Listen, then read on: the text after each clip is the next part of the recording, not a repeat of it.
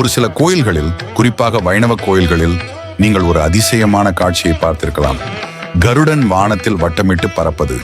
இது பலரின் மனதிலும் ஒரு கேள்வியை எழுப்பும். ஏன் கருடன் திருவிழா நேரத்தில் மட்டும் இப்படி வானத்தில் சுற்றுகிறது?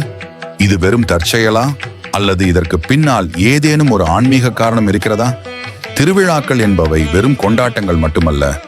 கோயில்களில் திருவிழா நடக்கும் போது தெய்வ சக்தி முழுமையாக பொங்கி வழியும் என்று நம்பப்படுகிறது. இந்த நேரத்தில் ஆண்டசராசரத்தில் உள்ள அனைத்து சக்திகளும், தேவர்களும், ரிஷிகளும் அந்த இடத்திற்கு வந்து இறைவனை தரிசிப்பார்கள் என்பது நம்பிக்கை.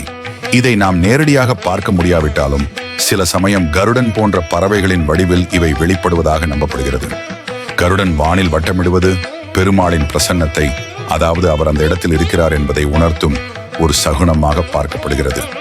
பெருமாள் வீதி உலா வரும்போது அல்லது ஒரு குறிப்பிட்ட முக்கியமான பூஜையின் போது கருடன் தோன்றினால் அது பெருமாளே அந்த இடத்திற்கு நேரில் வந்து பக்தர்களுக்கு அருள் புரிகிறார் என்பதற்கான அறிகுறியாக கருதப்படுகிறது. ருடன் தீய சக்திகளை அழிக்கக்கூடிய சக்தி கொண்டது என்று நம்பப்படுகிறது.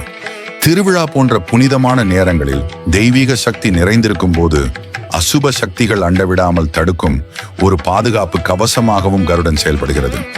கருடன் வானில் வட்டமிடுவது அந்த இடத்தை தூய்மைப்படுத்தி தீய அதிர்வுகளை நீக்கி நல்ல சக்திகளை பரப்ப உதவுவதாக கூறப்படுகிறது.